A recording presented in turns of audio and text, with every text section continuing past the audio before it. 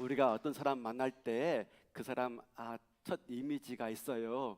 근데 그 사람 이미지가 딱 기억되어 있는데 만나다 보니까 사귀다 보니까 이런 면도 있었어? 라고 느낄 때가 많아요. 그게 바로 바울이에요. 바울. 여러분, 바울 하면 첫 이미지가 어떻게 느껴집니까? 우리가 일반적으로 알고 있는 바울. 아예 관심도 없습니까? 바울 하면 어떤 이미지죠? 여러분, 방병만 하면 어떤 이미지입니까? 감사합니다. 문학이 또 오늘 또 기대하세요. 예, 선물 나갑니다. 네. 많은 분들이 그래요. 우리 와이프한테, 저희 사람한테 목사님 참 온유하죠. 목사님하고 살면 참 좋을 것 같아요. 그러면 와이프 얼굴 달라집니다. 한 달만 살아봐라. 예. 사람 겉모습과 다른 모습이 참 많아요. 살다 보면은. 바울도 마찬가지예요. 바울 그러면 독선적인 사람, 고집장이, 온고집처럼 느껴져요. 왜 그러냐면 그가 바나바와 함께 그 선교 여행 출발할 때 바나바의 조카 마가라고 하는 요한을 데리고 가죠. 근데 이게 부잣집 아들이었단 말입니다. 선교 여행 간다니까 좋다고 따라 나갔는데 이게 너무 힘든 고생의 길이거든요. 중간에 돌아갑니다. 그 일 때문에 사도 바울이 마음이 상했어요. 다시 선교 2차 여행 떠나려고 하는데 바나바가 또 그 조카를 마가를 데리고 가겠다는 거예요. 그러자 사도 바울이 절대 그럴 수 없다고, 난 그런 놈하고는 같이 일 안 한다고, 데려가려면 너나 따로 가라고 하는 바람에 그때 바울은 신라를 데리고 출발하고 바나바는 마가라고 하는 자기 조카 요한을 데리고 출발해요. 그 모습 가지고 우리가 볼 때 바울은 냉철한 사람, 분명한 사람, 그리고 온고집스러운 아주 독선적인 사람으로 여겨져요. 근데 사실 그렇지 않습니다. 사도 바울이 우리가 알고 보면은 매우 따뜻하고 인간미가 있고 얼마나 사람들을 사랑하고 또 얼마나 사람과 함께하고 또 얼마나 많은 사람들을 세워가는지를 오늘 우리가 볼 수가 있는 것이지요. 그래서 이 로마서 16장은요 정말 바울의 인간미가 드러나 있고 그의 훈훈한 사랑과 동역자를 향한 그런 아름다운 마음이 잘 드러나 있는 게 로마서 16장입니다. 그래서 이 로마서 16장에 자기의 동역자를 소개하는데 37명, 37명을 하나하나 다 소개하면서 문안 인사를 해요. 그만큼 사도 바울은 많은 사람이 있었고 많은 사람과 일하기를 좋아했던 사람입니다. 여러분, 예수 믿는 사람은 사람을 좋아해야 돼요. 예수 믿는 사람은 사람을 피하면 안 돼요. 왜냐하면 우리 주님이 우리를 향해서 뭐라고 불렀냐면 양이라고 불렀어요. 양. 여러분 아십니까? 양은 혼자 살지 않습니다. 늘 떼를 지어, 늘 무리를 지어 살아가는 게 양이에요. 그렇기 때문에 함께 살아가야 되고요, 더불어 살아가야 되는 게 바로 우리 성도들인 거죠. 여러분 그렇습니다. 주님의 일은 혼자 할 수 있는 게 아닙니다. 교회도 혼자 할 수 있는 게 아니에요. 그래서 사도 바울은 이걸 알았기 때문에 성도들을 잘 개발하고 또 잠재력을 극대화하고 그 은사들을 발굴해서 그렇게 하나님 나라를 위해서 함께 동역했던 것이죠. 그러면서 오늘 그들의 이름을 하나하나 부르는데 그냥 부르지 않아요. 그 앞에 꼭 형용사가 있습니다. 이렇게 합니다. 나의 보호자 누구누구, 나의 동역자 누구누구, 나의 처음 익은 열매 누구누구, 그죠? 나와 함께 갇힌 자 누구누구. 이건 뭘 말하냐면은 바로 그 한 사람 한 사람에게 다 사연이 있고 이야기가 있는 거예요. 그러니까 마치 그 사람에 대해서 이야기하라 그러면 1시간 넘게 말할 수 있는 사연이 있고 이야기거리가 있고 간증거리가 있는 사람들이다라고 하는 거죠. 어떤 목사님이 그런 말씀을 했습니다. 여러분들 장례식 때 제가 장례식 설교하는데 좀 할 말이 이야기거리가 있는 삶을 살아주세요 라고 하는 말을 들었어요. 그러니까 장례식 때 갔는데 그 성도님 위해서 기도하고 설교를 해야 되는데 할 말이 없어. 아무것도 할 말이 없어. 왜? 한 일이 없기 때문에, 특별한 게 없기 때문에. 그것처럼 참 그 장례식 분위기가, 장례식 설교가 어려운 것이 없더라라는 말입니다. 할 이야기가 있는 거죠. 그러니까 지금 사도 바울은 이 37명의 동역자 이름을 쭉 말하면서요, 다 할 얘기가 있어요. 한 사람 한 사람 이야기하면 온 밤을 지새도 끝나지 않을 수 있는 그런 이야기거리가 있는 사람들이란 뜻인 겁니다. 얼마나 멋진 장면인지요. 한 명 한 명 이야기거리가 다 있어요.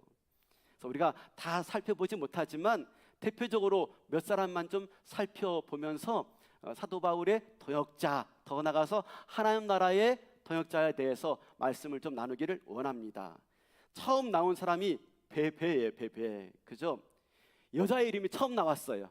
이건 이례적인 거죠. 당시 남성 가부장적인 사회 속에서 사도 바울이 맨 먼저 언급한 사람이 여자였다는 것.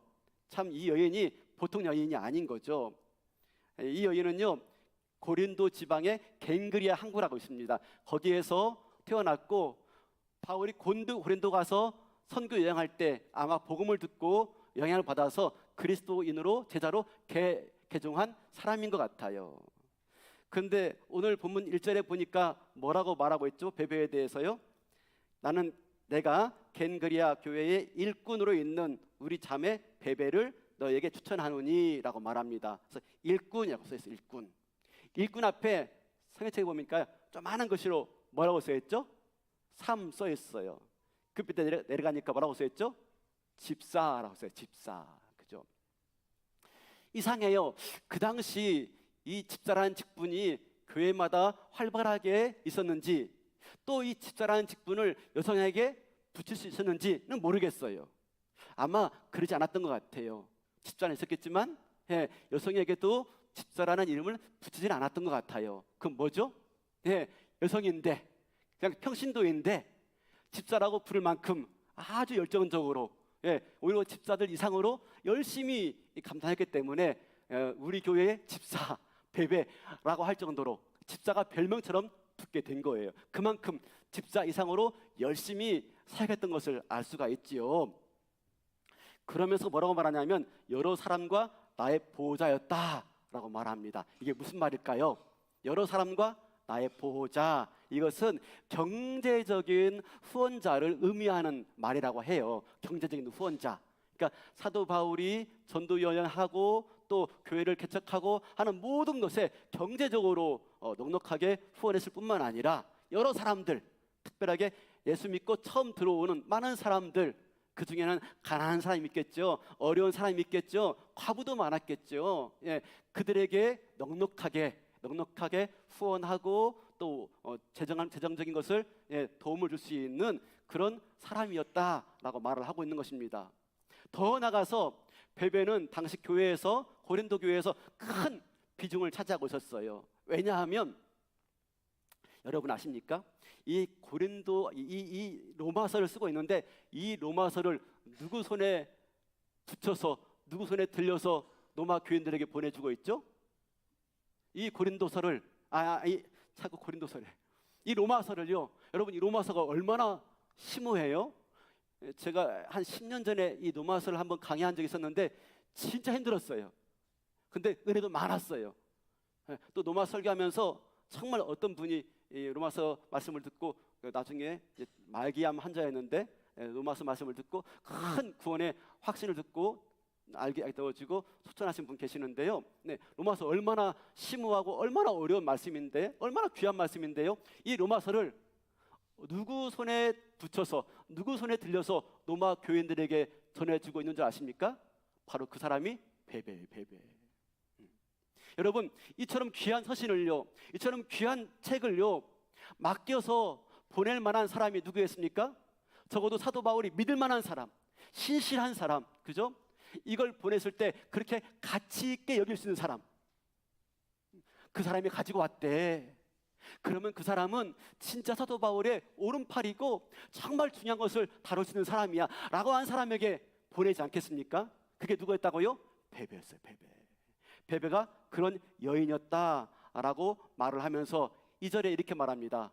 베베를 맞이할 때 합당한 예절을 거쳐서 영접해달라라고 말하고 있어요. 잘 영접해주세요.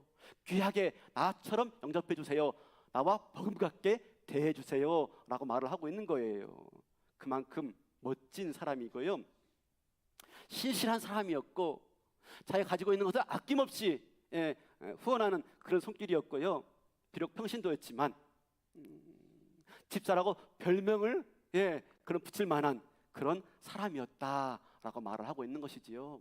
오늘날 우리가 호칭만 중요한 게 아니죠. 직분만 중요한 게 아니죠. 그 직분 이상으로 일하는 사람이었다는 거예요. 그렇죠? 직분만 가지고 있으면 뭐합니까? 그 이상으로 일을 해야 되는 거죠. 바로 그것을 보여주고 있는 것이죠. 그 다음에 또 중요한 사람을 소개하는데 바로 브리스길라와 아굴라예요. 근데 우리 브리스길라와 아굴라 우리 3절 한번 볼까요? 이렇게 소개하고 있어요. 3절. 너희는 그리스도 예수 안에서 나의 동역자인 브리스가와 아굴라에게 문안하라.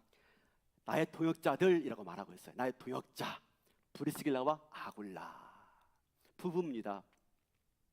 또 여성 아내의 이름이 먼저 나오고 있어요. 그죠? 당시 여자는 인격적인 대우를 받지 못했는데 이름이 앞에 나오고 있다는 것, 그만큼 열정적이고 또 확고하고 이 부부가 주님의 교회와 동역자가 되어지는 일에 먼저 앞서고 먼저 헌신한 사람, 그만큼 참 비중 있는 사람이 브리스길라 여인이었다라고 말을 하고 있는 겁니다. 왜 그랬을까? 이들 부부는요 원래 로마에 살고 있었습니다. 로마에. 제가 지난 10월 달에 로마를 하고 싶었는데 못 갔습니다. 로마에 살고 있었는데요. 글라우디오라는 황제가 칙령을 내렸습니다. 황제인 나한테 숭배하지 않으면, 절하지 않으면 다 쫓겨난다라고 했습니다. 그때 이 브리스길라와 아굴라는 유대인으로서 하나님 이외에 다른 사람에게 절할 수 없어서 로마에서 쫓겨나서 고린도에 옵니다. 거기서 누굴 만나요? 바울을 만나요.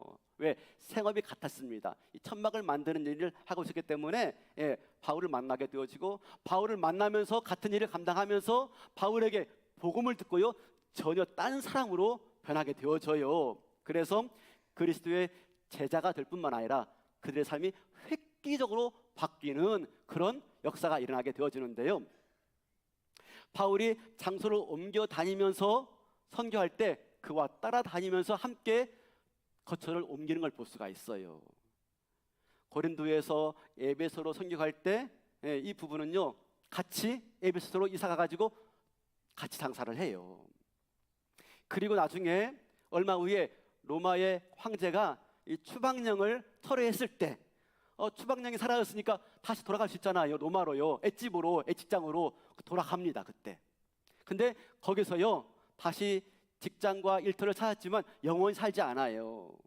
다시 디모데후서 보면은 다시 에베소로 돌아가는 모습을 볼 수가 있어요. 이게 무슨 말이냐?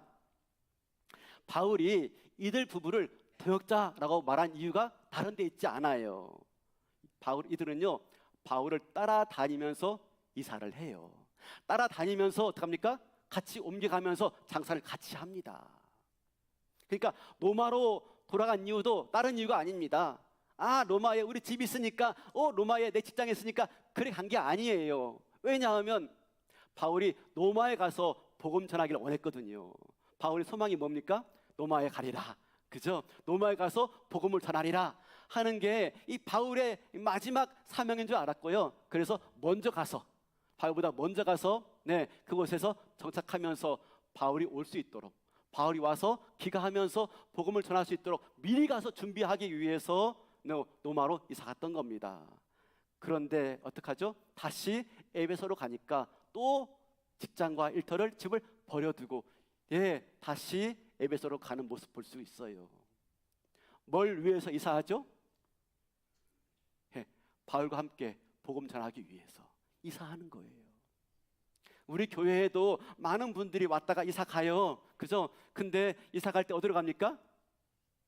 서울이나, 그죠? 경기도나 아니면 저 아산이나 저 천안으로 가죠. 왜 가죠? 우리 다음 세대들, 우리 자녀들이 좀 더 좋은 곳에서 공부하고, 그래서 그들이 좀 더 나아지는 삶을 살기 위해서 이곳저곳 이사 가는 걸 보아요. 뭐 그럴 수 있다고 생각해요. 자녀 위해서, 자녀들의 미래를 위해서 이사 가는 건 봤지만 말입니다. 브리스길라와 아굴라는 어떡합니까? 사도 바울의 복음 증거를 위해서 같이 이사 가는 걸 볼 수가 있어요. 그래서 사도 바울이 그 두 부부를 향해서 나의 동역자 라고 말을 하고 있는 것입니다. 사실 여러분, 이것은 쉬운 일이 아닐 겁니다. 그냥 이 상황 가는 게 아니에요. 가서 어떡하죠? 자기 집을 예배의 처소로 개방합니다. 우리 5절 볼까요? 5절에 이렇게 말하죠. 또 저의 집에 있는 교회에도 문안하라. 예, 여기까지만. 또 저의 집에 있는 교회도 문안하라. 그러니까 이 브리스길라와 아굴라가 어디 가든지 집을 장만해서 살아가는데 그 집을 항상 뭐로 만들었어요? 예배 장소로. 그죠? 사실 이건 쉬운 일이 아닐 거예요. 여자에게 집은, 가정은 보금자리잖아요. 그래서 자기의 꿈을 실현하는 곳이잖아요. 그래서 아름답게 가꾸고 또 인테리어하고 또 장식을 하지 않습니까? 그렇게 아름답게 장식하는데 그곳을 예배 장소로 개방하는 거예요. 또 바울이 기거할 수 있도록 제공해 주고요. 생각해 보세요. 밤낮 할 것 없이 사람들이 예배 장소에 모인다고 모이 오는 겁니다. 많은 사람들이 왔다 갔다 정신없죠. 근데 그렇게 자기 집을 제공해요. 얼마나 안주인의 수고가 있었겠습니까? 안주인의 수고 없이는 될 일이 아닌 거죠. 아무리 남편이 말한다고 안주인이 수고하지 않으면 안 되는 거예요. 제가 이렇게 성도님들 신방 가면요, 참 깨끗하게 잘 정리되어 있어요. 그죠? 그러면 제가 말하죠. 아, 참 깨끗하게 잘 정리되어 있네요. 그러면 남편분이 그럽니다. 목사님 매일 신방 왔으면 좋겠어요. 아, 왜요? 그러면 우리 집사람이 일주일 내내 청소했대. 일주일 내내. 예, 목사님 신방 온다고요? 일주일 내내 정리한다는 거예요. 근데 보세요. 매일같이 예배 장소로 제공해야 된다면 이게 보통 일이겠습니까? 그렇죠? 하루 이틀 낼 문제가 아닌 것이죠. 매일같이. 그러니까 이것은 안주인의 수고와 헌신 없이는 안 되는 것이죠.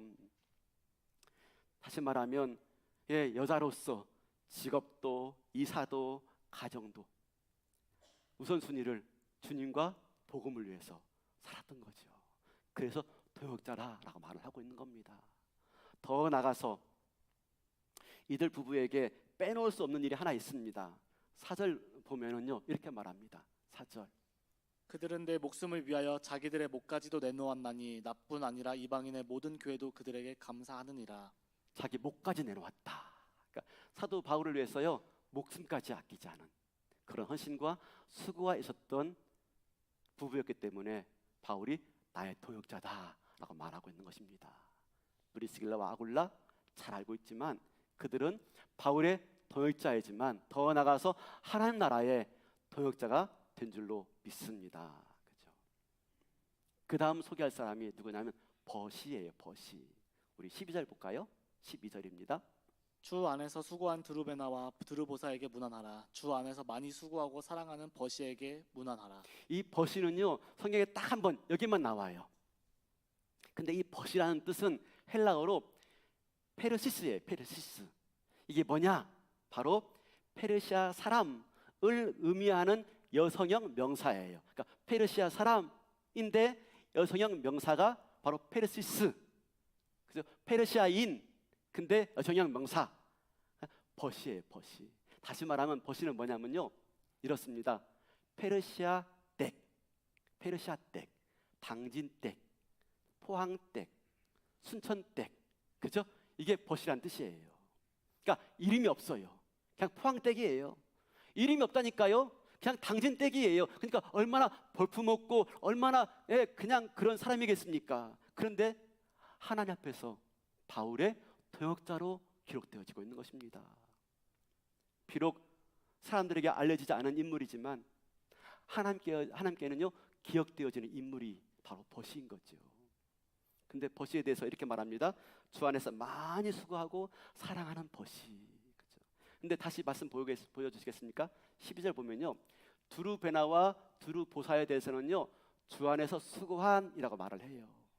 그에 비해서 버시에 대해서는요, 주 안에서 많이 수고하고 사랑하는 버시. 그러니까 많이라는 단어와 사랑한다라는 단어가 더 추가되어 있어요. 사실 두루베나와 두루보사도 만만치 않은 사람이었을 것 같아요. 그러니까 사도 바울의 기억되어지는 도역자로 나와 있지 않겠습니까? 그도 탁월한 아마 헌신자였고 봉사자였을 것입니다. 그런데 버시는요, 그들보다 더 더 많이 수고하고 사랑한다라고 하는 말이 추가되어 있는 겁니다. 주 안에서 수고했다라고 하는 말 뜻이 뭘까요? 주 안에서 수고했다. 그것은 섬김의 동기가 예수님이었다라는 뜻이에요. 주 안에서 수고했다. 뭐라고요? 섬김의 동기가 예수님이었다. 무슨 말이죠? 누가 뭐라고 하든지, 주변 사람들이 뭐라고 하든지, 예수님만 바라보면서 섬기고 예수님만 바라보면서 살았던 사람. 우리가 좀 교회 이제 봉사하세요, 이제 등록한 지 그만큼 됐으니까 좀 섬기시죠 라고 말하면요, 고개를 짤래짤래 흔들면서 아직은 하는 분들이 계셔요. 왜 그렇죠? 네, 이전 교회에서나 또 본 교회에서 이런저런 봉사하다가 상처받은 거예요. 그렇죠? 이런저런 봉사하다가 낙심된 거예요. 이런저런 봉사하다가 번아웃 된 거예요. 그러니까 어떡합니까? 네, 나중에요 라고 하는 거죠. 근데 그런 상처받고 낙심한 이유가 여러 가지가 있겠지만 한 가지 우리가 간과하지 말할 게 있어요. 혹시 그렇게 봉사하면서 그렇게 사역하면서 예수님만 보면서 사역했는지, 아니면 다른 사람들을 시선을 의식하면서 사역했는지를 볼 수 있어야 돼요. 그죠? 우리가 종종 주님의 일들을 하면서 왜 낙심해요? 왜 상처받아요? 그 이유가 뭐예요? 네, 여러 가지가 있겠지만 정말 중요한 이유는 뭡니까? 예수님만 바라보지 않고 다른 사람들을 바라보고 섬겼던 거예요. 다른 사람들의 시선을 의식하면서 섬겼던 거예요. 나만 이렇게 열심히 일하나? 저 사람 맨날 놀고 먹는데, 같은 직분 받았는데 누구만 정말 연락에 일하고, 그죠? 누구는 그냥 팽팽 놀고, 막 마음 상하는 거예요. 그뿐입니까? 네, 함께 일하면 좋은데 왜 그렇게 옆에 있는 사람을 티박을 주는지, 그죠? 일할 때 기쁘게 일하면 좋은데 꼭 티박 주고 떡 핀잔 두고, 같이 일하는 게 힘들어요. 그래서 일을 또 그만두는 경우도 있어요. 그죠? 또 일하면서 그냥 일하면 좋은데 뭔 이렇게 말이 많은지 누구 욕하고 누구 욕하고, 오히려 같이 일하다가 신앙 다 떨어질 것 같아요. 그런 경우도 있어요. 그죠? 이런저런 말들. 또 한마디 말할 때마다 얼마나 가시가 돋친 말을 하는지 처음에는 몰랐는데 집에 돌아오면 이게 상처가 되어져요. 밤에 잠이 안 와. 뭐 이런 일 저런 일들 많이 있죠. 낙심될 일이 많이 있어요. 근데 왜 낙심해요? 사람 보고 한 것은 아닌가. 우리가 하나님을 떠나서요, 사람을 의식하게 되어지면 낙심할 수밖에 없고요, 상처받을 수밖에 없어요. 그때부터는요, 중요한 게 뭐냐면, 그때부터 섬김은요, 봉사가 아니에요. 섬김이 아니에요. 기쁨이 아니에요. 고역이 되어지는 것이죠. 왜냐면요, 그렇게 섬긴 것이 주 안에서 섬긴 게 아닌 거예요. 주님의 은혜를 감당하기, 주님의 은혜로 감당하고 주님을 기뻐서 감당한 게 아니라 나도 모르게 사람을 향했던 나의 마음이 있었기 때문에. 그런데 보세요, 버시를 보세요. 주 안에서 수고했다. 그렇죠? 여러분, 교회 일 한다고 다 하나님 일 아니에요. 얼마든지 교회 일 하면서요, 내 비즈니스, 나를 위해서 일할 수가 있어요. 그 일 하면서 어떤 마음 가지고 일하느냐 하는 거예요. 그 일 하면서. 교회를 한다고 다 교회 일꾼 아니에요. 교회를 하면서 다 동역자 되는 거 아닙니다. 그 일을 하는 나의 마음이 어떤 마음이냐. 그렇죠? 예수님의 마음을 품고 하느냐, 예수님이 공급하시는 힘으로 하느냐. 그렇죠? 그러지 않고 사람 의식하면서 내 다른 마음을 얻기 위해서, 그죠? 또 내 힘과 내 노력으로만 감당한다면 그것은요, 자기 비즈니스예요. 그죠? 자기 일하는 거죠.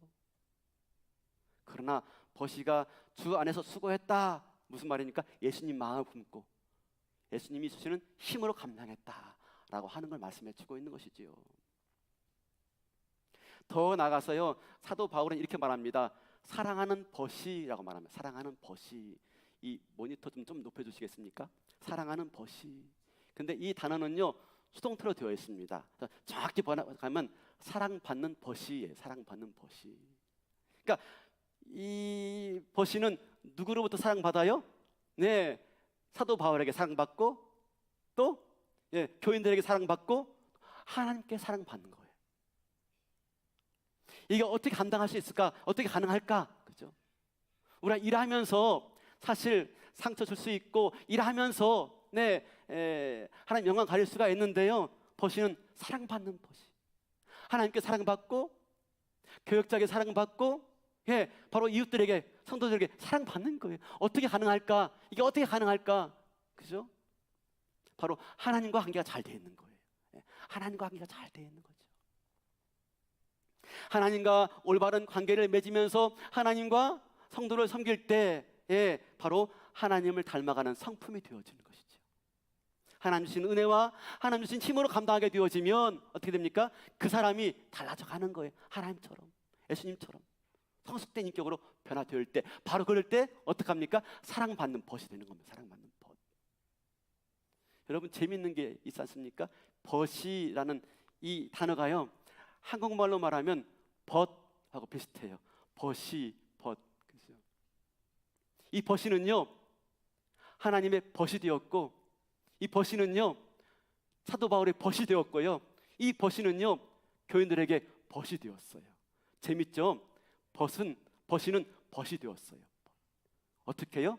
하나님과 관계되었기 때문에, 하나님과 친밀한 관계 속에서 감당했기 때문에 교역자에게 사랑받고 하나님께 사랑받고 성도들에게 사랑받는 모습, 이야말로 아름다운 모습 아니겠습니까? 그렇게 하나님의 친구이고 사람들에게 벗이 되어진 아름다운 벗의 모습, 오늘 우리가 보게 되어지는 것이죠. 그 다음 우리가 읽지 않았지만 또 한 명을 소개하려고 그래요. 23절 보니까 한 사람이 등장합니다. 읽어보시겠습니까? 나와 온 교회를 돌보아 주는 가이오도 너희에게 문안하고 이성의 재무관 에라스도와 형제 구아도도 너희에게 문안하느니라. 제가 주목하고 싶은 사람은 이성의 재무관 에라스도예요.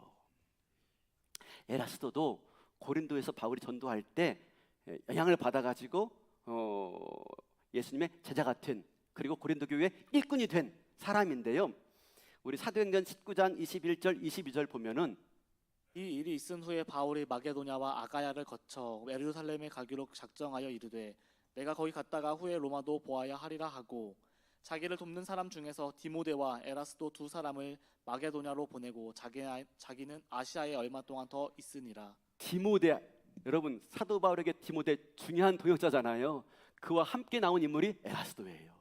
그러니까 디모데와 에라스도, 이 둘이 얼마나 신실하게 사도 바울의 동역자가 되었는지. 근데 우리는 에라스도를 잘 몰라요. 디모데만 기억하고 있지, 그죠?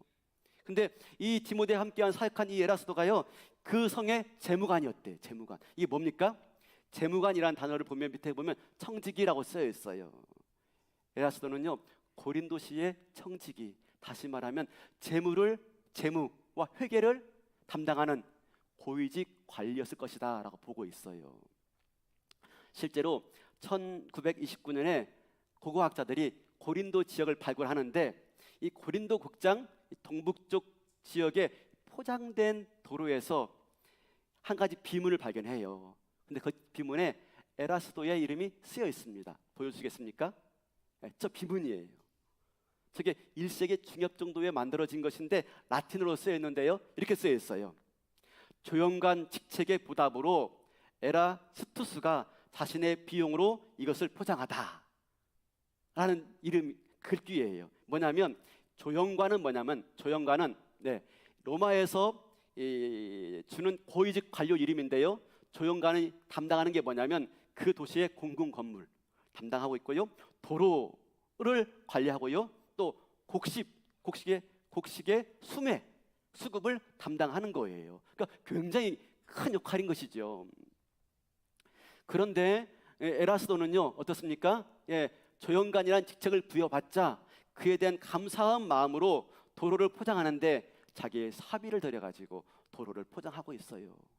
어제 시청 지나가다 보니까 도로 포장한 걸 다시 또 이렇게 갈고 있더라고요. 도로를요 자기의 사비를 들어가지고 다시 포장해 줄 정도로 그만큼 재력이 있고 그만큼 뛰어난 사람입니다. 근데 에라스도를 어떡합니까? 바울이 충성스러운 일꾼을 거명하는 데 있어서 이 사람이 그 이름을 쓰고 있다는 거예요. 그 이름이 기록되고 있다는 거예요. 에라스도 할 일이 많은 사람이에요. 고위직 관리예요. 그죠? 바빠요. 많은 재정을 감당해야 돼요. 그죠? 많은 사람들이 찾아올 것입니다. 그런데도 불구하고 바울과 함께 그 복음 사역에 앞장서고 있다는 사실이에요. 오늘날 우리가 사회적으로 높은 위치에 있으면 잘 교회 일들을 안 하려고 해요. 왜냐하면 내가 공직에 있으니까 어느 쪽에 치우칠 수가 없어가지고, 그죠? 잘 믿은 사람인데, 군대에서도 그래요. 잘 믿은 사람인데 뭐 지휘관 되면 그래도 내가 어느 한편에 정파를 둘 수 없으니까 라고 하면서 중용을 딱 지켜요. 그게 미덕인 것 같아요. 그럴 수 있어요. 근데 어떡합니까? 이 사람은 그렇게 하잖아요. 자기가 고위직 관리에서도요, 여전히 자기가 그리스도인임을 드러내고 하나님을 위해서 복음 사역에 앞장서고, 더 나가서 자기의 사비를 들어가지고 도시를 청비하는 일에 앞장서고 있습니다. 사랑하는 성도 여러분, 우리가 오늘 한번 이 일꾼 선출을 앞두고 교회 봉사와 사역과 섬김의 자리에 대해서 한번 곰곰이 생각하는 시간 갖기를 바랍니다. 무조건 교회 일 그거 신나네 하고 회피할 만한 일은 아닌 것이죠. 사도 바울이 빌립보서 1장 29절에 우리에게 은혜를 주신 까닭을 이렇게 말을 해요. 은혜 주신 까닭을 우리 빌립보서 1장 29절 다 같이 한번 읽어볼까요? 시작. 그리스도를 위하여 너희에게 은혜를 주신 것은 다만 그를 믿을 뿐 아니라 또한 그를 위하여 고난도 받게 하려 하심이라. 자, 보세요. 우리에게 은혜를 주신 까닭이 뭡니까? 예수 믿을 수 있도록.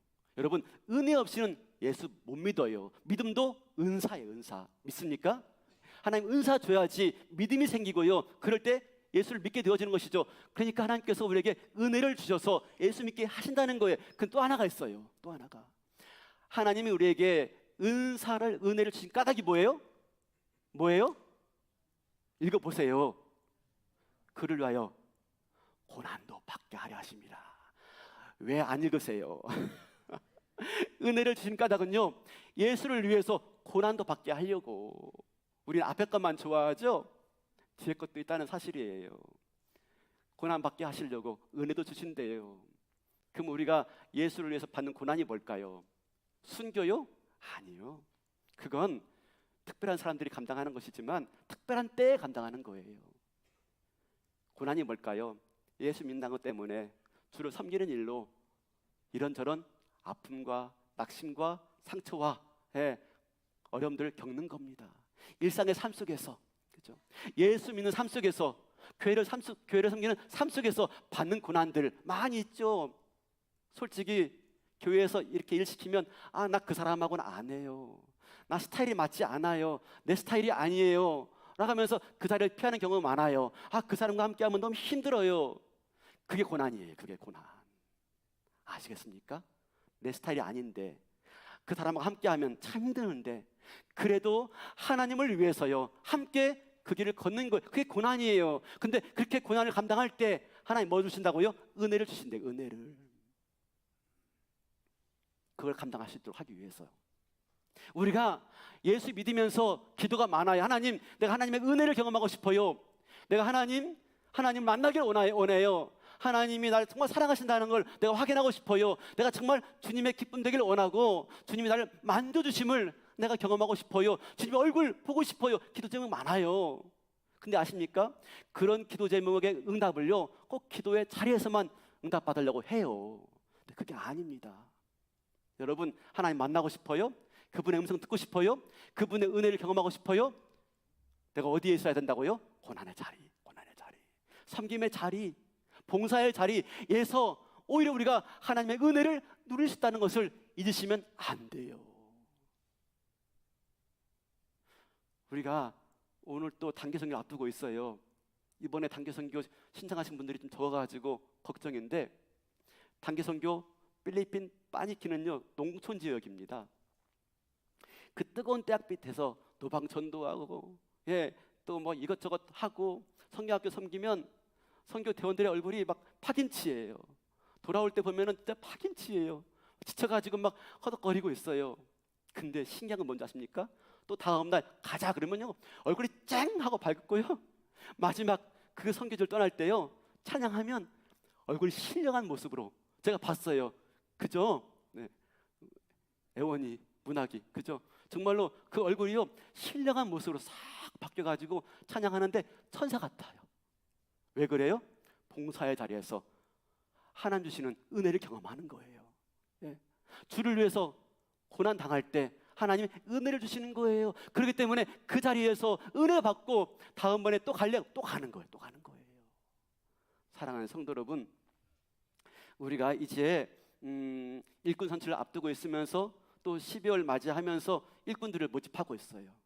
꼭 여기에 들어간 사람뿐만 아니라 여러 봉사의 자리들이 많이 있는데 바라기는 마다하지 마시고 이런저런 사유가 많이 있지만 오늘 보세요. 사도 바울이 37명의 동역자들 쭉 열거하고 있는데 다 이야기거리가 많아요. 바라기는 할 말이 있는, 그죠? 할 말이 있는, 주님 앞에서 할 말이 있는 성도로 살아갔으면 좋겠어요. 그래서 장례식 때 그 성도로 해서 설교할 때 진짜 할 말이 있는 성도. 더 나가서 천국의 생명책에 딱 쓰여졌을 때 굵은 글씨로 그죠? 써 있는 하나님의 도역자가 되시기를, 그죠? 하나님의 친구가 되시고 성도들의 벗이 되어지고 하나님의 진정한 벗이 되어지는 저와 여러분 되시기를 주님의 이름으로 축원합니다.